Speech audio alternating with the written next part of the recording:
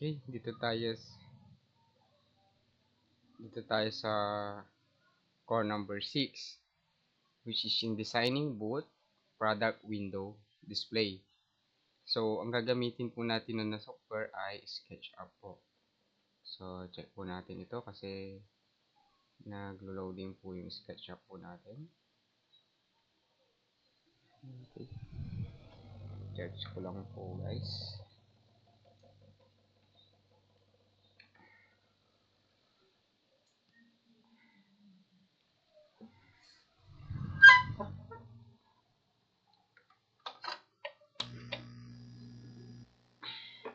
Yan, so nag-open na po. Nag-open na po guys.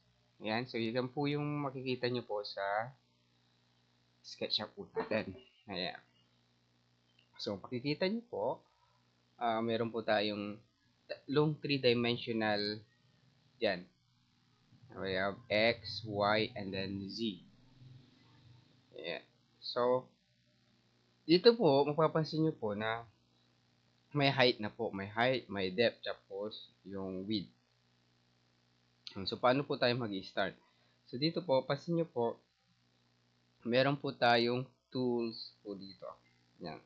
Mga tools din po dito. So, kung wala itong mga to, pwede nyo pong tingnan dito sa may view. And then, dito sa may toolbars. Sa may toolbars po, pwede nyo po i-check yung mga yan. Yan. Lalabas po yung mga tools dyan na kailangan nyo gamitin. Yan. Usually to getting started, large tool set. Ayan. Yung mga naka-check dyan. BFS Lite. Yan. Yung rendering natin. Yan. Itong mga to. Yan. Views. Itong views ito. Kasi kailangan nating makita mamaya sa iba't ibang angle yung gagawin po natin. Yan. Kung nandito na po kayo, unang-una dyan isa-set nyo, anong measurement po yung gagamitin nyo po. Alright? So, syempre, isa-set nyo po muna yun. Usually, pag nag-open po kayo in SketchUp, meron na po yun lalabas po doon. Pipili po kayo ng unit measurement na gagamitin nyo. Since hindi ko pa yun na-set or nakalimutan ko, pwede nyo rin pong iset po yun. Dito po tayo ng window, model in po natin, and then dito po sa units, makikita mo natin yung format. Papalitan ko po into decimal. And then yung precision natin, mga 0.00 lang. Alright. Then dito, check mo kung anong gusto mong gagamitin na unit of measurement. Kung masyadong malaki po yung gagawin nyo po na perspective o i-3D nyo, kailangan naka-meter kayo. Pero kung mali lang naman, pwede tayong gumamit ng inches. Well, depende po yan sa ang tawag dito, preference nyo po. Yan. So, inches po tayo. And then, i-close na po natin.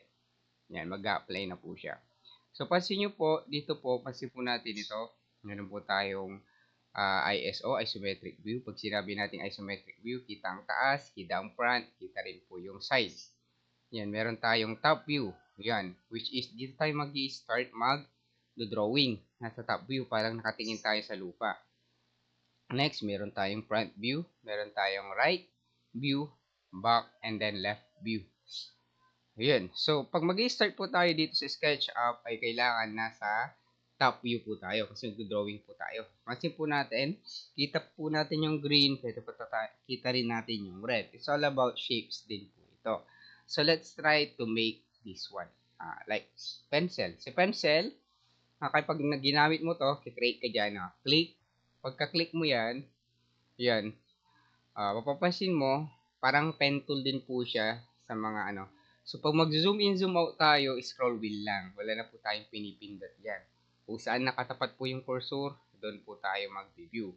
Ayan, pansin mo, pagka-click ko dito, and then slide kong pa ganun pababa, napapansin mo, ay nag-slide, nag-green din po siya. Ibig sabihin, parallel po siya sa green. Ayan. Pag sinabi nating parallel, hindi po yan magtatagpo kahit sa kaduluduluhan. Basta parallel nga eh. Ayan. Then click. Ayan, ma-align siya. Ganun din, pag red naman, parallel siya sa red. Ayan. Pwede po nating igalaw po yung angle po natin. Like example, pindutin po natin yung scroll wheel. Yung scroll wheel kasi, button din po yan. Mapapansin mo, magta-transfer siya into orbit. Ito kasi orbit yan. Ayan. Pagka-click nyo po yan, mag-orbit po yan. Yan o. Click, drag. Yan. Click, drag lang. Pero, pag binitawan mo, babalik na po sa tools. Pansin mo, nagbo-blue siya. Ibig sabihin, naka-align po siya sa blue. Ayan o. Ayan, naka-align po siya sa blue. Ayan, papuntang taas. So, pwede po natin ayusin yung camera natin. Tingnan natin sa perspective view. Ayan. O, di ba? To undo, control C. To redo, control Y. Magkaiba naman dito. To undo, control Z. To redo, control Y. Ayan. Pansin mo? Naka-align na. Babalik na ako sa dati. Sa top view. Ayan. Dudugtong ko lang siya dyan. Ayan. Pansin mo, pagka-click mo, ayan. May makikita kang dotted line. Ibig sabihin, nakapantay na po siya sa linya na ito. Ayan. Parang pentol nga lang siya. Ayan. So, dito, meron ka ring curve ito. Pwedeng gamitin mo to freehand. Ang gusto mo mag-freehand dyan. Pero, mahirap po gamitin. Ayan. Ayan. Freehand. Meron din tayong, ito, rectangle.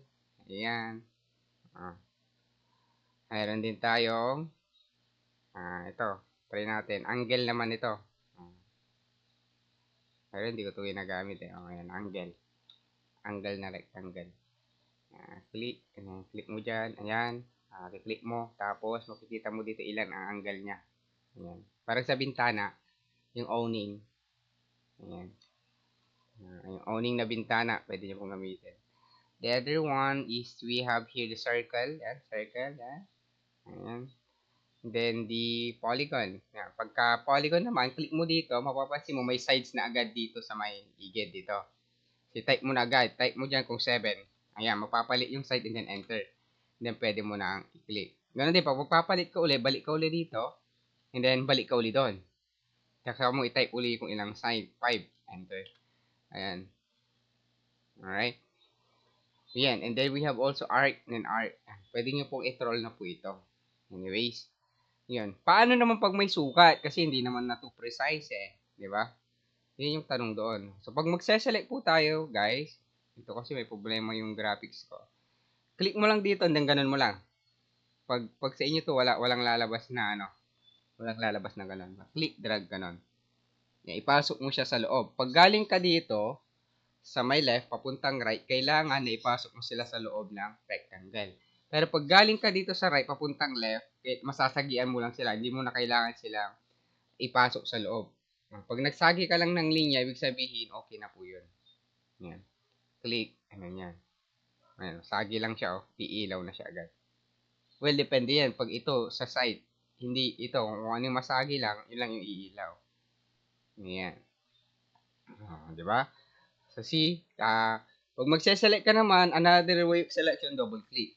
Ngayon, pag i-move natin to, hindi ito yung pang-move natin. Unlike kay pen tool na, ganun mo siya, hindi mo move mo na. Hindi, may pang-move po dito. So, identify muna natin yung object or double click natin. Mag-iilaw siya ng blue. And then, dito po sa move tool ito. Ito yung move tool natin. Pwede tayong mag-move. Ayan. Diba? Pwede natin i-move.